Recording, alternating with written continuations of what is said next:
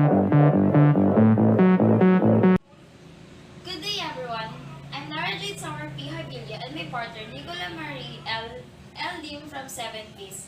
Today we're gonna teach you about measurements. But first, we need to define what measurements are. Measurements. Measurement is a process by which human beings obtain useful quantitative or based on numbers information such as the size, weight, and shape of material objects, the distance between two places, the time duration of days, nights, and seasons, and temperatures. It is in the nature of human being to measure all sorts of physical, mechanical, electrical, chemical, and biological properties of things. A big part of what makes a person human is the ability to work with numbers and make measurements. Measure come from the Latin word mensura and from the Greek word metran. And now, I'll let Nicolah, my partner, to teach you about perimeter and area.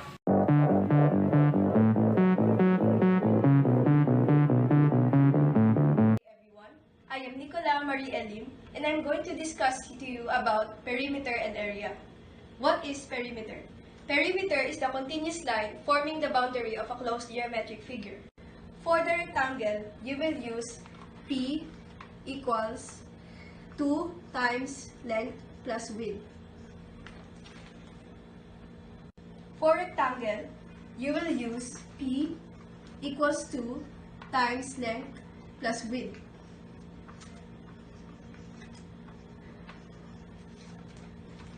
For our solution, we will use the formula P is equals to 2 times length plus width. So, P is equals to 2 times the length of 2 plus the width of 2. Then after that, we add 2 plus 2 is 4. Then we multiply 2 and 4 is 8. So our perimeter is 8. For getting the perimeter of the triangle, our formula will be P is equals to length plus width plus height. So we have an example of 5 centimeters, 3 centimeters, and 2 centimeters. So we will use the formula of length plus width and plus height. So we add 5 centimeters plus 3 centimeters plus 2 centimeters. So 5 plus 3 is 8 centimeters plus 2 centimeters will be 10 centimeters. So our perimeter for the triangle is 10 centimeters. Our square formula will be P is equals to 4 sides. Our formula will be P is equals to 4 sides. Our example is 4 sides each. And our formula is 4 sides, meaning we will add 4 centimeters each side. So, 4 centimeters plus 4 centimeters plus 4 centimeters and plus 4 centimeters. So, we times 4 times 4, meaning we will have the answer of 16 centimeters. So, our formula for the parallelogram is P is equals to 2 times A plus B. So our example here is a parallelogram of 5 inches and 10 inches.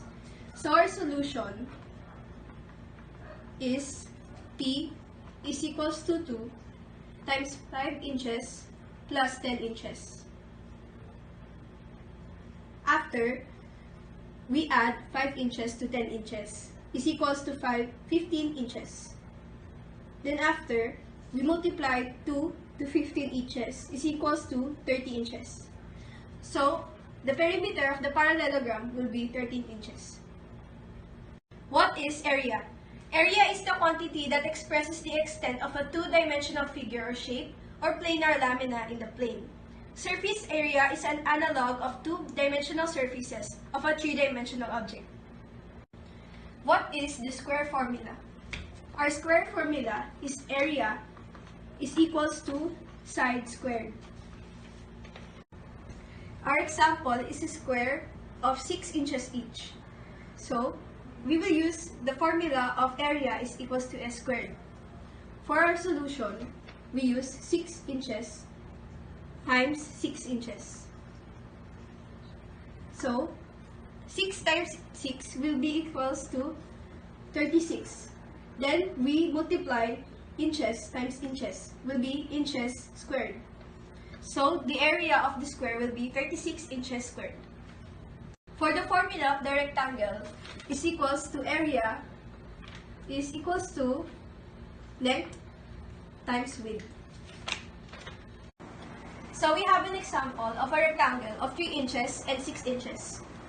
And we'll be using the formula of area is equals to length times width.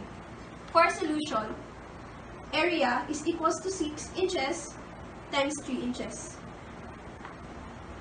So 6 times 3 is equals to 18 inches. And we multiply the inches will be equals to inches squared. So the perimeter of the rectangle will be 18 inches squared. For a triangle formula is equals to A is equals to B times H over 2. For a triangle formula is equals to A is equals to B times H over 2. Our example is a triangle with a base of 2 centimeters and the height of 3 centimeters. For our solution, we'll be using the area of B times H over 2. So, 3 centimeters as our height multiplied by 2 centimeters as our base will be divided by 2. 3 times 2 will be 6. And centimeters times centimeters will be centimeters by the power 2. Then will be divided by 2. 6 divided by 2 will be 3. So our answer will be 3 centimeters to the power of 2. For the formula of the parallelogram, we'll be using area is equals to B or base times height. An example is 2 inches as our height and 4 inches as our base. For solution, we'll be using the formula of area equals base times height. So, we put base is equals to 4 inches and we multiply to 2 inches, which is our height. 4 times 2 is equals to 8. And inches times inches is equals to inches to the second power. So, our parallelogram for our area is 8 inches to the second power. For trapezoid formula, is area is equals to height times A plus B divided by 2. An example of a trapezoid is 1 inches as our height, 2 inches as our A, 4 inches as the B. For solution, we'll be using the area of H times A plus B divided by 2. So, area is equals to height, then 2 plus 4 divided by 2. After that, we add 2 and 4. We have the answer of 6. Then, we multiply 1 and 6, and it would be 6. Then, 6 divided by 2 will be 3. And we also add the inches. So our area of the trapezoid is 3 inches to the second power.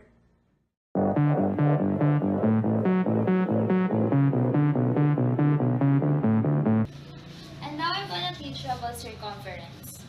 Circumference of a circle has a formula of C equals 2 pi r. Pi has a value of 3.14 and r is a half of diameter. Diameter is a line in a circle from one side to another side. We have here an example. R has a value of 2 centimeters. So, R will be substituted to 2. We have 2 times 3.14 times 2. And now 6.28 times 2. The final answer will be 12.56 centimeters.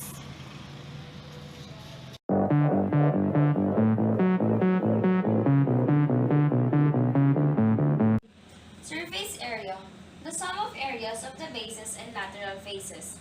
It is like the perimeter of solid figures. Triangular pyramid. pyramid. For looking for the surface area of a triangular pyramid, we have the formula of surface area equals 2 times base times height.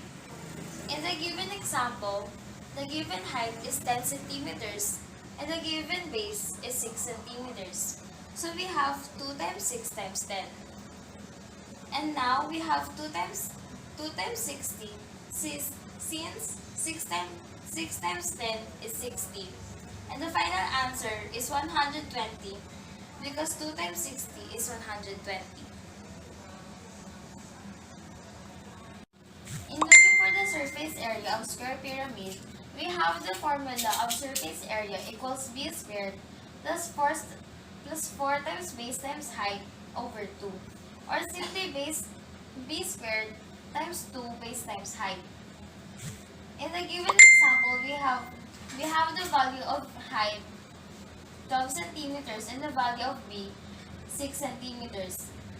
So we have 6 squared plus 2 times 6 times 12. We have 36 plus 2 times 72.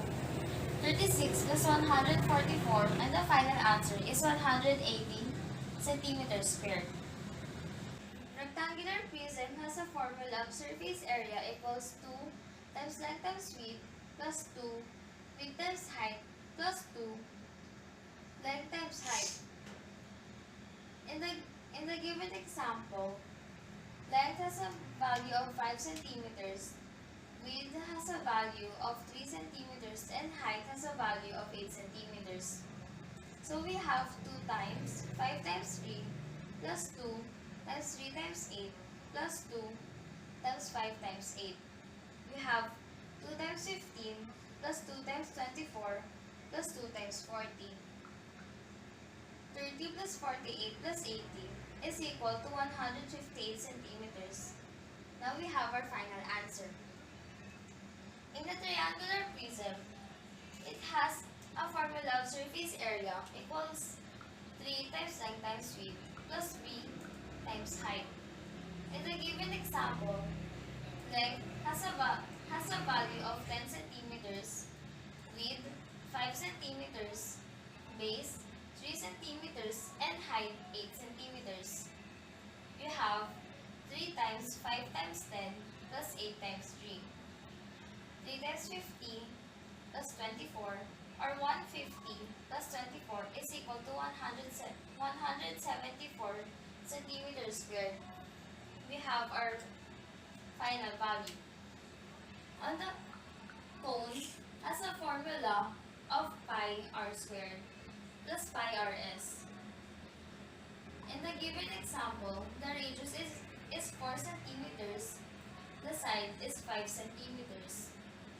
We have 3 times 14 times 4 squared plus 3 times 14 times 4 times 5. 3 times 14 times 16 plus 3 times 14 times 20. We have 50 times 24 plus 62.8. And our final answer is 113.04 centimeters squared. Sphere has a formula of surface area equals 4 pi r squared. It was believed that in a sphere it was formed with 4 circles. In the given example, the radius is 30 centimeters. Therefore, we have 4 times 3.14 times 3 times 30 squared. 12.56 times 900 is equal to 11,304 centimeters squared. Cylinder has a formula of surface area equals 2 times pi r squared plus 2 times pi r height. In the given example, the radius is 5 centimeters and the height is 10 centimeters. Therefore, you have 2 times 3 times 14 times 5 squared plus 2 times 3.14 times 5 times 10. 6.28 times 25 plus 6.28 times 50 is equal to 157 plus 314. Thus, we have the final answer of 571 centimeters squared. Cube. The formula is surface area is equals to 6s squared. In the given example, the sides are 3 centimeters. We have 6 times 3 squared equals 6 times 9. Therefore, we have the final answer of 54 centimeters squared.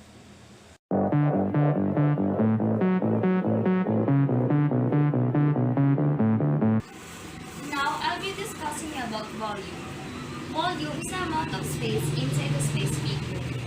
To find the volume of a cone, we have the formula of volume equals pi r squared height divided by 3.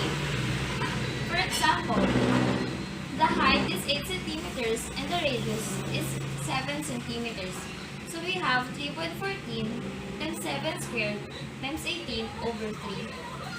3.14 times 49 times 18 over 3.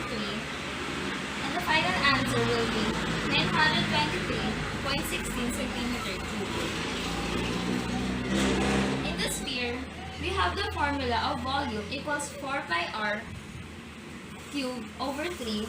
In the given example, the radius is 9 centimeters. So we have 4 times 3.14 times 9 cubed over 3. 12.56 times 729 over 3. 9,156.24 over 3. And the final answer will be 3,052.08 centimeters cubed.